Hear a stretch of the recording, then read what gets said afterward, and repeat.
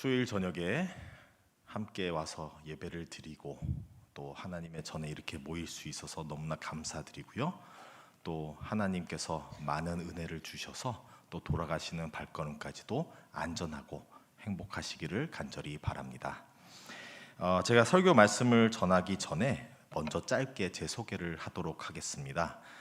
제가 지금까지는 새벽기도 설교를 몇 번은 했지만 수요예배 설교는 처음으로 서게 되었습니다. 저는 2023년도부터 일교구를 담당하게 된 전밀 목사입니다. 제가 간단히 말해서 선교사 자녀로서 해외에 20년 정도 살다가 한국에 늦게 또 들어와서 그 이후로 쭉 여기서 살고 있습니다. 저는 또 신앙생활을 함께 하면서 차차 알아가시게 될 것이니 제 소개는 이 정도로 하고 설교 말씀으로 시작하도록 하겠습니다. 올해 2023년도 교회의 표를 아시나요? 행복한 동행입니다. 행복한 동행. 그래서 행복한 동행에 대해서 생각을 하면서 말씀을 준비해 보다가 오늘의 말씀을 잡게 되었습니다. 오늘의 말씀을 통하여서 동행에 있는 부분, 우리의 신앙생활에 있는 부분을, 그 과정을 함께 살펴보고자 합니다. 제 생각으로는 오늘의 본문 말씀이 우리의 신앙생활의 과정, 시작하는 데서부터 성숙되어 가는 데까지의 그 과정을 다 그리고 있다라고 생각이 들기 때문입니다. 그래서 오늘 저와 함께 나눔으로써 하나님 안에서의 신앙생활이 어디서 시작해서 어디로 가고 있고 어떻게 해서 더욱 성숙한 신앙생활을 하는지 한번 살펴보도록 하겠습니다. 오늘의 본문 말씀 앞부분은 앞에 있던 이야기는 설명 안 하고 오늘 딱 본문으로 바로 들어가도록 하겠습니다.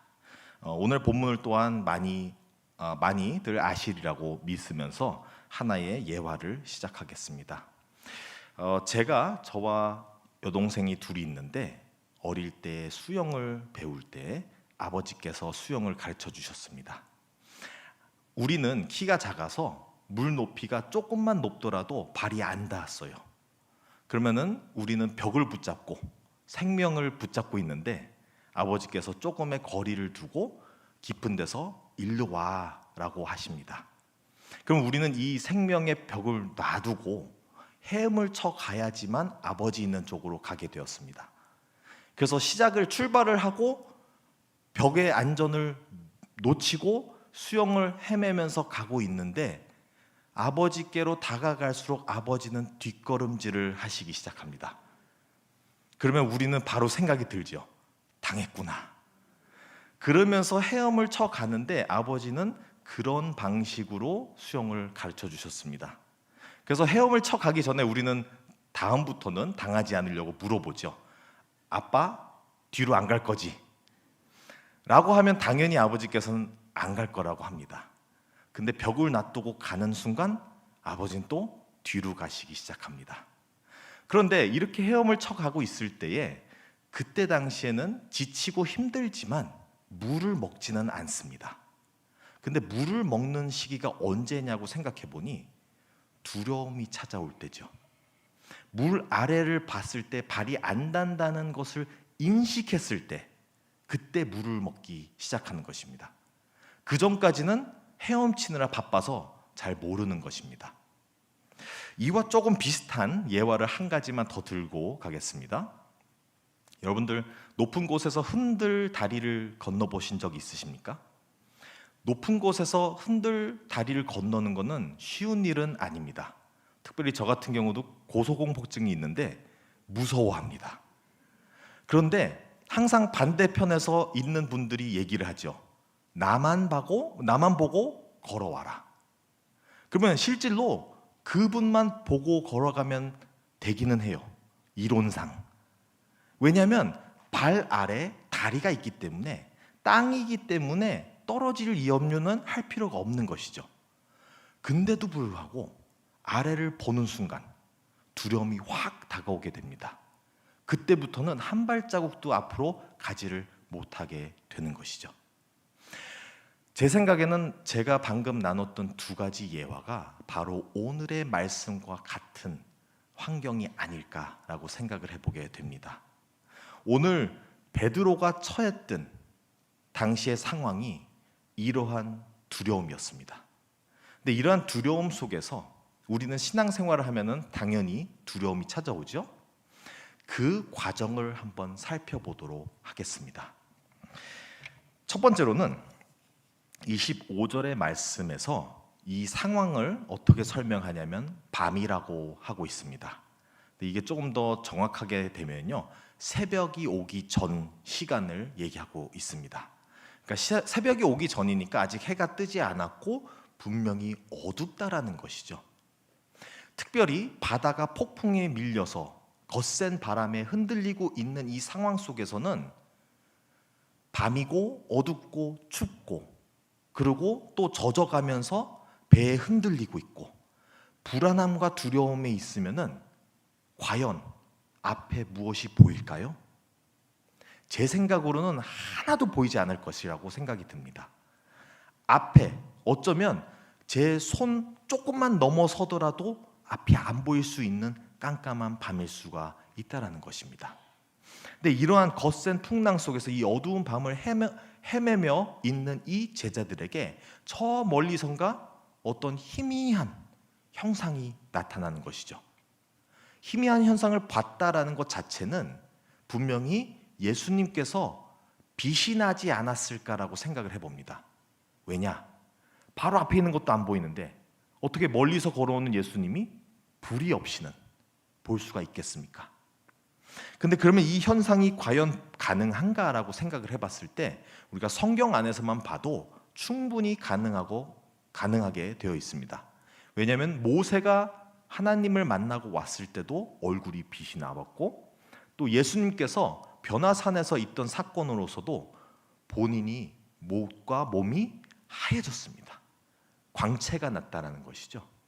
그래서 충분히 가능성 있는 이야기이며 예수님께서 빛을 보이시며 다가오신 게 아닐까라고 우리는 추측해 볼 수가 있는 것입니다. 근데 이렇게 희미하게 먼 데서 걸어오고 있으니 제자들은 그가 누군지를 알아볼 수가 없었습니다. 그래서 그를 보면서 뭔가 희미한 불빛이 있는데 그 형상이 다가오고 있는데 두려워할 수밖에 없는 것입니다. 그러면서 뭐라고 하냐면 유령이다. 그런데 그 와중에 예수님께서 이 제자들을 아시죠? 걱정하지 마라, 나다 라고 안심을 시켜주고 있습니다. 근데 여기서 베드로의 반응이 그럼 주님이시면 나를 오라 하소서. 자, 이 앞에 부분을 보면은 아무래도 우리의 신앙생활의 시작점이 아닐까라고 생각을 해보게 되는 것입니다. 왜 시작점이라고 하냐면요, 우리가 신앙이 시작되기 전에는 예수님이 희미하게 보이기만 하시는 것입니다. 때로는 우리가 남을 통해서 들은 예수님만 알고 있고 책으로 본 예수님, 어떤 성경학교에서 들어서 어릴 때 배웠던 예수님, 성경에서 등장하고 있는 예수님, 그러나 막상 내게 희미한 것을 벗어나서 뚜렷하게 보이지 않는 예수님일 때가 많다는 것입니다. 우리는 신앙생활을 시작할 땐 예수님을 뚜렷이 보기가 너무나 어려운 것이죠. 더더욱 우리에게는 색안경이 있어서 여러 가지 색안경, 세상에서 준 안경들을 통해서 예수님을 뚜렷이 바라보기가 너무나 어렵다는 것입니다. 근데 그러한 신앙의 시작 속에서 어떻게 해서 예수님을 알아보게 하냐, 이것이 바로 베드로가 한 일인데요, 예수님을 시험해 본 것입니다. 우리는 신앙이 시작할 때는 예수님이 흐릿하게 보이고 잘 안 보이지만 그분을 시험해 보는 것입니다. 믿음을 시험해 보는 것입니다. 때로는 우리가 잘못 배울 때가 있죠. 믿음은 시험해 보는 게 아니다, 그냥 믿어라. 그게 오히려 잘못된 것이죠. 믿음이란 건 시험을 해보지 않는 이상 이게 진짜 믿음인지 아닌지를 분별할 수가 없는 것입니다. 오히려 시험을 안 해보고 계속 왔더라면 내가 붙잡고 있는 믿음이 잘못된 믿음인지 틀린 것을 붙잡고 있는 것인지를 모르고 올 수도 있다라는 것입니다. 그래서 우리가 예수님을 분명하게 보기 위해서는 꼭 신앙생활에서 해야 되는 점이 바로 이 시험해보는 부분인 것입니다. 베드로는 충분히 그 시험을 했습니다. 베드로는 예수님 보고 당신이 분명히 예수님이라면 나보고 오게 하소서, 그러면 내가 가리이다. 그러고 시험을 했죠. 그러고 바다 위로 뛰어들었어요. 너무나 담대한 일인 것이죠. 근데 그러면서 헤쳐나가면서 분명히 예수님인 것을 알아가기 시작한 것입니다. 이게 바로 우리 신앙생활의 시작에서부터 신앙으로 들어가고 있는 과정을 얘기해주고 있는 것입니다. 이 믿음을 시험해 가며 예수님을 시험해 가면서 그분을 더욱더 뚜렷하게 한 모습 한 모습을 더욱 알아가게 되는 것이죠. 그래서 이러한 과정을 통해서 베드로는 더욱 예수님을 뚜렷하게 보기 시작했고요. 우리 또한 그러한 과정을 통해서 예수님을 더욱 뚜렷하게 찾아가는 것입니다. 예수님을 우리가 흔히 만나는 장소 또는 시기를 한번 되짚어 본다면요, 대부분이 위기에 처했을 때가 아닐까라고 생각을 해봅니다. 꼭 위기를 겪어야만 예수님을 만나는 건 아닙니다. 근데 대부분 위기 속에서 찾게 되는 이유가 있습니다. 왜냐하면 우리가 위기에 처했을 때 그 위기가 진정한 위기라면 무슨 일이 일어나냐면 우리의 나약함을 깨닫게 되게 있습니다. 우리의 나약함을 깨닫게 되면서 내가 할 수 있는 건 다 했는데도 불구하고 이것을 극복하지 못한구나, 나 외의 것이 필요하구나 라는 걸 깨닫게 되는 순간이기 때문입니다. 물론 그때 다른 것을 붙잡는 분들도 충분히 있습니다. 그래서 주로 붙잡고 그 위기를 극복해 나간 이후부터 자기를 살려준 그 무언가를 자기의 구세주라고 여기는 경우가 많이 있습니다. 그래서 아쉽게도 때로는 사람들이 위기를 겪고 나서 더더욱 자기의 힘을 과시하고 더더욱 돈을 믿고 권력을 믿고 잘못된 것을 찾아 나설 때도 있습니다. 그런데 그러한 상황은 제 개인적인 생각에서는 어쩌면 진정한 위기를 못 만났을지라고 생각이 되는 것입니다. 왜냐하면 진정한 위기를 만났을 때는 그 어떤 것도 예수님 외에는 우리를 구원해 줄 수 없기 때문입니다. 그런데 그러한 위기를 꼭 겪어야만 하나요? 그건 아니죠. 오히려 위기를 겪지 않고 예수님을 편안한 데서 만났더라면 너무나 좋을 텐데, 문제는 우리가 편안함 속에서는 예수님을 별로 만날 이유를 못 찾는다는 것입니다. 우리의 신앙이 신앙 속으로 깊이 들어오려면 이러한 시험들이 있어야 되는데, 이러한 순간들이 없이는 신앙이 자랄 수 있는 그 과정이 없다라는 것이죠. 그래도 아쉽게도 신앙이 성장하는 과정 속에서는 우리가 어려움을 겪을 수밖에 없고 우리의 믿음을 시험해 볼 수밖에 없고, 그러면서 그 고통을 꼭 뚫고 나와야지만 믿음이 차곡차곡 쌓여서 우리가 어느 순간 탄탄한 믿음, 예수님을 뚜렷이 보는 그 순간까지 오게 된다는 것입니다. 그래서 이렇게 예수님을 시험하면서 나아가야지만 신앙이 자란다는 것을 꼭 기억하면서 우리가 어떤 신앙의 위치에 있든지, 시작 단계에 있든지 또는 성숙한 부분에 있든지 분명히 예수님과 매일매일 씨름하면서 시험하면서 나아가시기를 간절히 바랍니다. 바로 이 시험하고 씨름하는 부분이 신앙생활이라는 것이고 오늘의 주제와 같이 동행하는 것이라는 것을 깨달으시길 바랍니다. 자, 이렇게 베드로는 예수님을 더 뚜렷하게 알게 되었죠. 예수님과 시험하면서 뚜렷하게 겪게 되었습니다. 근데 이 뚜렷하게 겪고 나서 예수님을 만나고 나서 나오는 자연스러운 반응이 오늘 32절과 33절에 등장하고 있는데요. 예수님을 이 위기 속에서 만나고 뚫고 나왔을 때는 어떤 반응이 나오냐면 32절에서는 바람이 멈추지요. 그래서 안정이 다시 돌아오고, 그 다음에 33절에서는 주님을 진정한 주님으로 알아보게 되는 것입니다. 당신이 하나님의 아들이 맞군요. 자, 근데 여기서 주로 멈추질 않습니다. 신앙생활이 이렇게 멈췄더라면 얼마나 쉽고 간단하겠습니까? 근데 우리의 인생에서는 폭풍이 다시 또 찾아옵니다.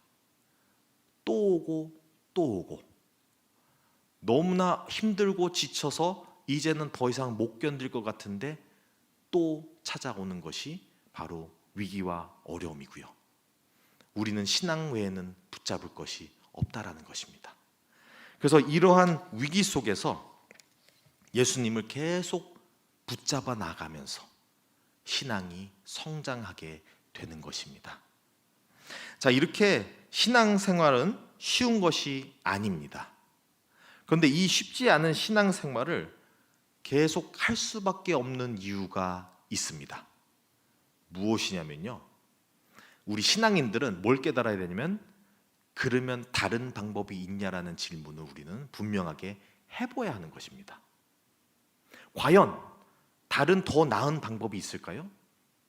인생을 살아가는데 우리에게 진정한 답을 줄 수 있는 것이 있을까요?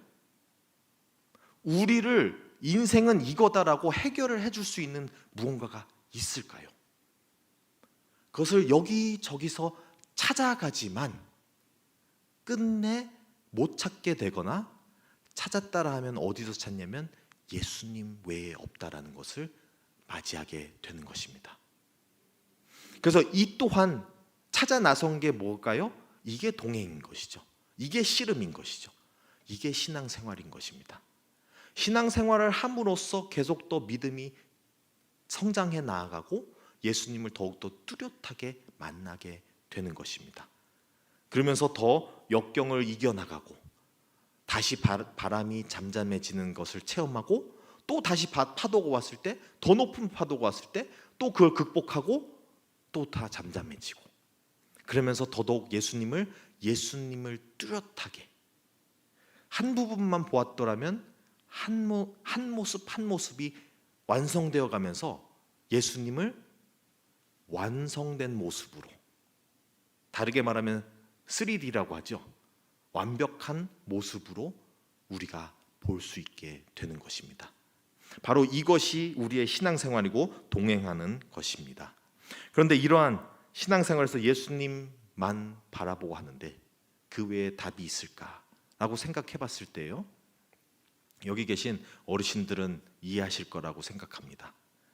인생을 내가 원하는 대로, 내 욕심대로 좌지우지 해보려 하고, 씨름해보고, 내가 원하는 걸 꼭 이루려고 아무리 발버둥 치고 해봤는데, 신앙에 계신 어르신들은 이렇게 말을 대부분 하십니다. 자기 간증으로 하시는 말씀인데요, 그렇게 다 해봤자 아무 소용 없더라. 차라리 이걸 알았더라면 더 젊을 때에 빨리 내려놓고 예수님을 붙잡을 걸 그랬네 라고 대부분 말씀하십니다. 왜냐? 그 모든 씨름을 발버둥 치고 내가 원하는 대로 다 해봤었는데, 인생의 다른 데서 답이 있다라고 찾아봤는데도 찾다 보니 예수님 외에는 답이 없구나 깨달으신 것이죠. 그러면서 예수님께로 늦게 온 것인데 차라리 빨리 왔을 걸, 빨리 오는 게 더 그게 맞았는데 라고 고백을 해주시는 것입니다. 신앙에 시작하는 분들은 신앙을 이렇게 겪으면서 오신 분들의 말씀을 잘 들었으면 좋겠습니다. 그래서 굳이 내가 남이 겪었던 어려움을 똑같이 반복해서 겪지 않고, 그분들이 겪은 어려움 위로 한 단계 높이 일어설 수 있기 위해 듣고 더더욱 실천해 나가면서 우리가 신앙생활을 혼자가 아니라 함께 해 나아갔으면 좋겠습니다.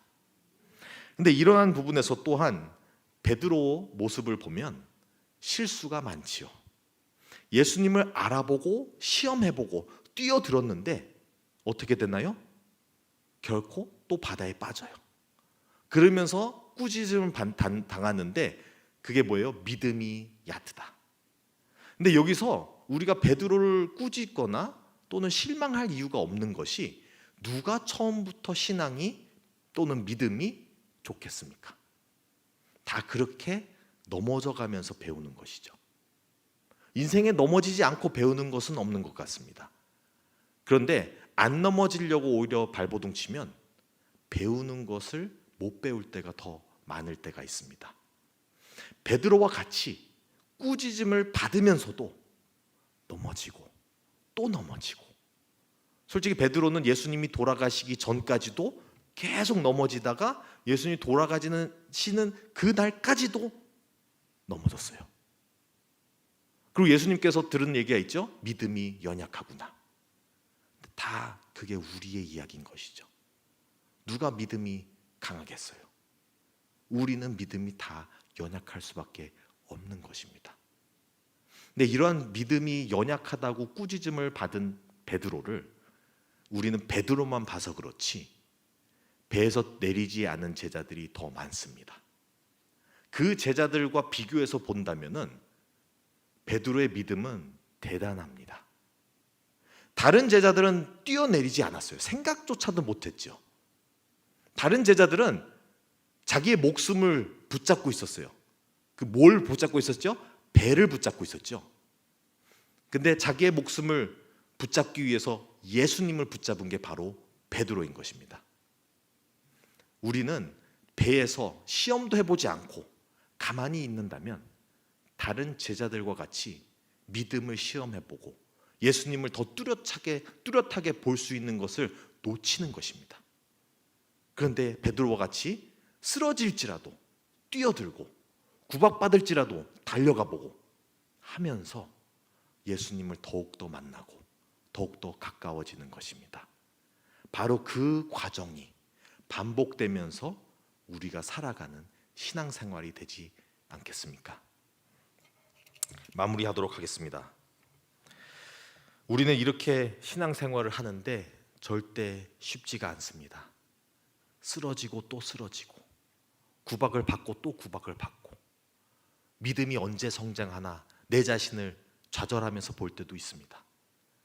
그런데 그 모든 과정이 차곡차곡 쌓이다 보면 어느새 내가 내 인생을 돌아봤을 때에 꽤 많이 왔구나. 그리고 더 깨닫는 것이 있습니다. 오늘 본문 말씀의 제목은요, 예수님을 바라보라, 예수님만 바라보라예요. 예수님만 바라보고 살아가는 게 신앙생활을 우리는 너무나 잘 알고 있습니다. 그리고 그것을 위해 우리는 신앙생활에서 씨름을 하고 발버둥 치고 있습니다. 근데 우리의 신앙의 여정 속에서 되돌아봤을 때 깨닫는 부분이 분명히 한 가지가 있는데요. 되돌아봤을 때 뭘 깨달으려면 우리가 예수님을 바라본다고 생각하고 왔지만 그 또한 우리의 의지로 된 게 아니다라는 걸 깨닫게 됩니다. 예수님을 바라보려고 우리는 노력했지만 하나님께서 은혜를 입혀주시지 않으면 우리는 못 본다는 것이죠.